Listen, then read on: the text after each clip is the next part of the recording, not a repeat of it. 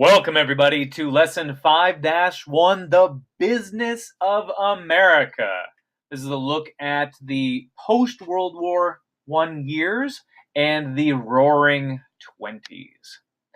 Now, in 1920, President Harding, this man right here, was elected to the presidency of the United States by promising a return to normalcy.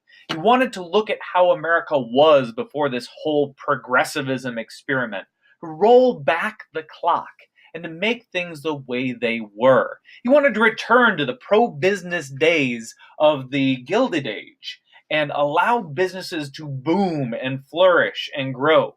He wanted, quote, less government in business and more business in government. And with this in mind, Harding will appoint a whole bunch of businessmen from his state of Ohio to the top levels of government, to the top cabinet positions. And he largely allowed these businessmen to run the nation. It was a nation where our government was run by businessmen. The problem here is that businessmen know one thing and one thing well, that is how to get rich. And they don't look at national wealth, and they don't look at the wealth of individual people. They're looking at their own personal wealth. And these businessmen in this cabinet, the Ohio gang, were guilty of some of the worst corruption in U.S. history. This all became clear in something called the Teapot Dome scandal, where federal land was being loaned to oil companies. The oil company would come in, renting this land, drill and extract all the oil, and then return back to the government the land that was no longer containing this valuable resource. The cabinet was taking bribes to allow this, and this is, of course, very illegal and not at all in the public interest. The Teapot Dome was one of many scandals like this during Harding's presidency. This Ohio gang was very corrupt and leading the nation in the wrong direction. And when Harding did become aware of this, he was quoted at one point as saying, "I knew this job would be too much for me." Harding is referred to as a reluctant president, a man who didn't really want to be president, but was encouraged to run for president by his friends, the Ohio businessmen, and by his wife. And upon taking office, really didn't have an active role in being president. And certainly once he realized the extent to which his friends had manipulated him and abused our nation, he took that as quite a shock. And shortly after learning about these scandals, Warren G. Harding did die of a heart attack. That brought in a very different sort of president, a much more hands-on president, as Calvin Coolidge takes office.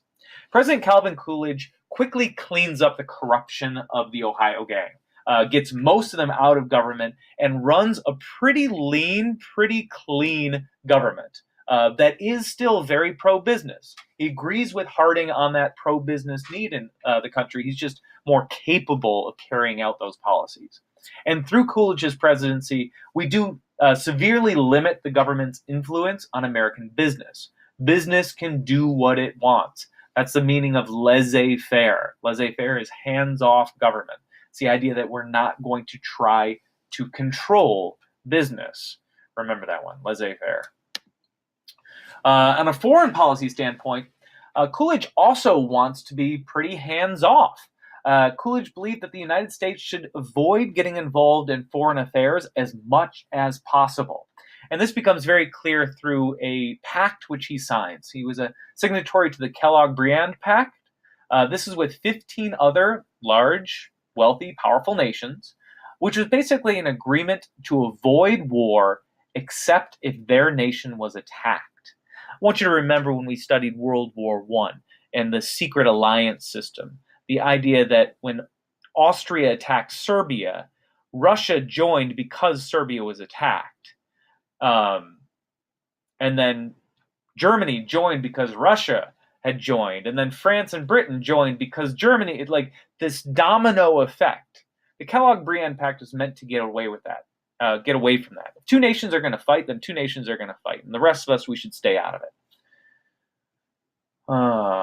New America. So these business policies of Harding and Coolidge allow American businesses to thrive in the 1920s. And the 1920s becomes a real boom time. It was nicknamed the Roaring Twenties because the American economy was roaring along. It was doing really well. It felt good. It felt robust. It was strong. And the average income of the American person did rise by 35% during the 1920s. So incomes were going up. Americans were increasing their wealth. In 1920, Henry Ford used a new method of production, an assembly line, to reduce the cost of his Model T car. This reduced cost meant that most Americans could now afford to buy a car. Before the 1920s, the cars were the toys of the rich. Nobody had a car unless you were super rich. Now in the 1920s, thanks to Henry Ford's assembly line, where one person does one job all day long, and they learn to do it very well, and with a whole string of people doing their one job really well, they could produce tons and tons and tons of cars. So much so that the Ford Motor Company could produce one car every 10 seconds. And with that many cars being made, you don't need to make a huge profit on each one, so you can lower your prices. This type of production was going into effect everywhere. And costs of products are dropping through the floor. It becomes cheaper and cheaper to buy things. And as that's happening, wages are also increasing. So we're able to have more money and things cost less. And that leaves more and more Americans believing that they can afford to have it all. They can afford to have everything. We can buy it all. And to make it even easier, we invented this thing called installment buying. That means that you don't even have to have all of your money for that Model T car today. You can pay for it over time. You can pay for that car over a 3 or 5 year period of time. And that way you can have it now, right now. Americans love right now. So Americans were buying everything with the idea that they would pay for it later. Businesses were really thriving because they were selling a lot of goods. And while this is happening, a new shift hits the American economy too. Following World War I, where airplanes were used first in military means, airplanes are now being used for other purposes. They're used for crop dusting, that is, spreading fertilizer or pesticides or whatever on your crops. It's a good, quick, easy way to do that. It's being used for mail delivery. If you want to send a letter from New York to San Francisco and have it get there in 2 days, you can fly it. And in 1927, the late 1920s, those roaring 20s, Pan American Airways, Pan Am, begins flying passenger airplanes. And now you can hop on a plane in New York and land in San Francisco, and you're there in a day.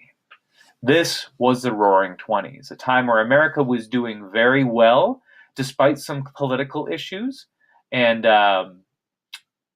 but we are seeing some signs that maybe we could have some problems in the future with this idea of buy now, pay later. We'll see how this comes back to bite us in the butt a little bit later on, but that is all that I have for you today. I hope that you learned something, and farewell.